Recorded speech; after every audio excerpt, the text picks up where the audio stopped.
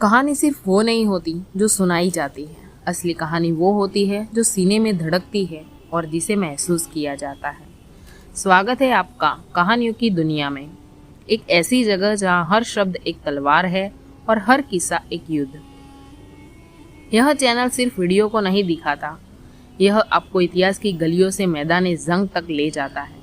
हम सुनाते हैं आपको वो गाथाएं जो आपके खून को गर्म कर दे, जैसे पोरस की बहादुरी, शिवाजी की चतुराई, लक्ष्मीबाई की ज्वाला और पृथ्वीराज की वीरता। इस चैनल का मकसद एक है, इतिहास को जीवंत करना और नई पीढ़ी को उसकी जड़ों से जोड़ना, क्योंकि जो अपने इतिहास को नहीं जानता वो भविष्य को कभी नहीं बना सकता। कहानियों की दुनिया, जहाँ सिर्फ कहानी नहीं मिलती, पहचान मिलती है। इतिहास में कुछ नाम ऐसे होते हैं जो मिट जाते हैं और कुछ ऐसे होते हैं जो सदियों तक लोगों के दिलों में जिंदा रहते हैं। और आज हम बात कर रहे हैं एक ऐसे योद्धा राजा की, राजा पोरस की।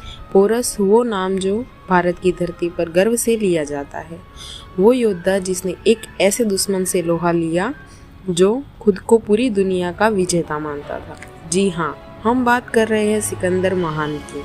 लेकिन पोरस सिर्फ एक ऐसा योद्धा नहीं थे, वो एक समझदार राजा थे, एक रणनीतिकार थे और अपने लोगों के लिए ढाल बनकर खड़े होने वाले शासक थे। पोरस का जन्म लगभग 340 ईसा पूर्व माना जाता है।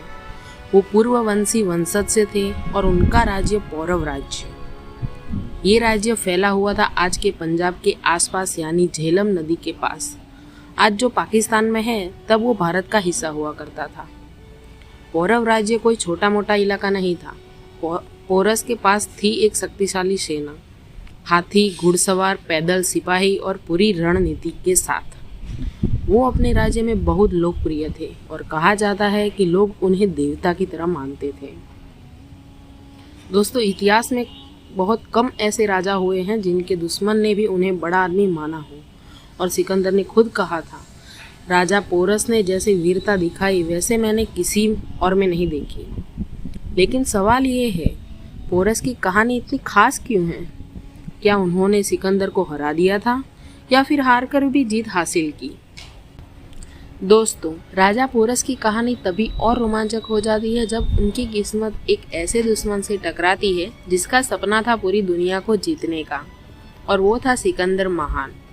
सिकंदर का जन्म हुआ था 356 ईस्वी सन पूर्व मैसेडोनिया, जो आज का ग्रीस है। उसके पिता फिलिप एक शक्तिशाली राजा थे और माँ ओलंपियास ने बचपन से ही उसे सिखाया था कि तू कोई आम इंसान नहीं, तू जेसुस का बेटा है। मतलब बचपन से ही उसे खुद पर दिव्यता का भरोसा था। कम उम्र में ही उसने अजय बनने का सपना देखा और बहुत जल्द मिस्र, तुर्की, सीरिया, फ्रांस तक को जीतकर आगे बढ़ गया। हर देश उसके सामने घुटने टेक। अब सिकंदर ने रुख किया ईरान की ओर, जहां उस समय बादशाह धारा का शासन था। एक तरफ से सिकंदर और दूसरी तरफ धारा, और इसी लड़ाई में एक नया मोड़ आया। जब सिकंदर और ईरान के राजा धारा के बीच युद्ध हुआ, तब बेहद खराब और खतरनाक हालत में बादशाह धारा ने अपने पड़ोसी राजा पोरस से मदद मांगी।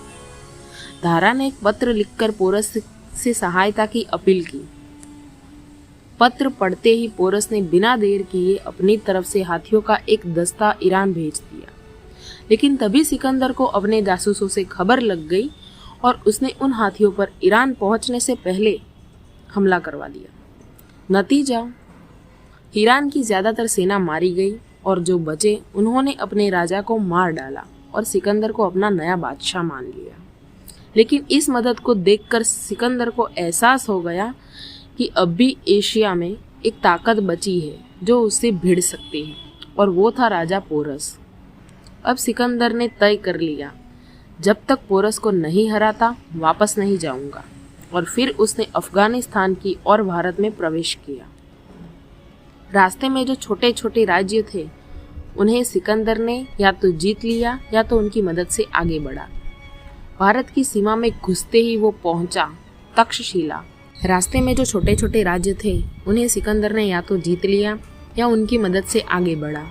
भारत की सीमा में घुसते ही वो पहुंचा तक्षशिला, जहां राजा आम्बी ने उसका शानदार स्वागत किया। राजा आम्बी ने सिकंदर के लिए पार्टी करवाई हाथी दिए, सैनिक दिए और बोला, पोरस मेरा भी दुश्मन है, उसे हराने में मैं तेरी मदद करूंगा।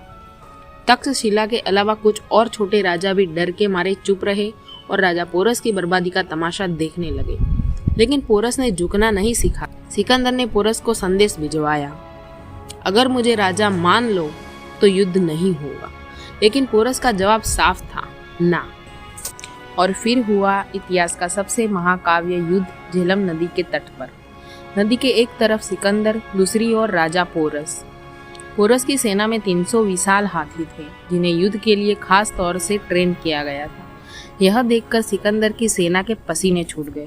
सिकंदर ने चाल चली, रात के अंधेरे में नदी पार कर ली और पहले पोरस के बेटे की छोटी सेना से भिड़ गया। उसे हराकर सीधा राजा पोरस के सामने पहुंच गया। युद्ध की शर्त थी, सिर्फ सूरज उगने से लेकर सूरज डूबने तक ही लड़ा जाएगा। शुरुआत में सिकंदर की सेना भारी पड़ी, लेकिन फिर पोरस ने अपने हाथियों को मैदान में उतारे और पूरा युद्ध ही पलट गया। सिकंदर की सेना ने कभी हाथियों से युद्ध नहीं किया था। वे डर गए, भागने लगे, लेकिन सिकंदर ने फिर से एक चाल चली, हाथियों की आंखों में तीर मारो, जलती मिसालें लेकर जाओ। हाथी बेकाबू हो गए और अपने ही सैनिकों को कुचलने लगे। युद्ध में कीचड़ हो गई थी। पोरस का रथ धस गया, लेकिन वो डटे रहे। लगभग 8 घंटे तक का युद्ध चला। दोनों सेनाएं थक चुकी थी। दोनों तरफ से सेनाएं घायल थी। सिकंदर को भी चोट लगी थी। पोरस भी लूहान थे। सिकंदर ने पोरस को शांति का प्रस्ताव भेजा, लेकिन पोरस ने इनकार कर दिया। फिर एक मित्र को भेजा गया और अंत में पोरस युद्ध रोकने को तैयार हो गए। इतिहासकारों के मुताबिक इस युद्ध का कोई स्पष्ट परिणाम नहीं निकला, लेकिन सिकंदर ने सेना पीछे हट। तो दोस्तों, आपने अभी जो कहानी सुनी वो सिर्फ एक युद्ध नहीं था, वो एक सबक था जो आज भी उतना ही जिंदा है जितना उस दिन था। हम जिस पोरस की बात करते हैं उसने सिकंदर जैसे सम्राट को बता दिया था कि भारत की आत्मा को झुकाया नहीं जा सकता। और ये सिर्फ एक किस्सा नहीं, ये हमारे वजूद की गूंज है। आज जब हम उन वीरों की बात करते हैं तो जरा रुककर सोचिए, क्या हम वाकई उनके खून के कर्जदार हैं या नहीं? हम आज आज़ाद हैं, लेकिन वो आज़ादी यूं ही नहीं आई। हजारों सालों की कुर्बानियों से सजी है ये जमीन, और कहानियों की दुनिया में हमारा मकसद है उन कुर्बानियों को भूलने ना देना। हम आपको सिर्फ राजा नहीं दिखा दें, हम आपको उनकी सोच, उनकी पीड़ा, उनके फैसलों की मजबूरी और उनके बलिदान की गहराई महसूस कराते हैं। क्या आपने कभी सोचा है, जब रानी लक्ष्मीबाई ने अपने दत्तक पुत्र को पीठ पर बांधकर दुश्मन की फौजों से भिड़ी तो उनके दिल में क्या चल रहा होगा? या जब महाराणा प्रताप ने महल छोड़ा, जंगलों में भूखे पेट और घास की रोटियां खाई तो उन्होंने क्या महसूस किया होगा? हमारी कोशिश बस इतनी है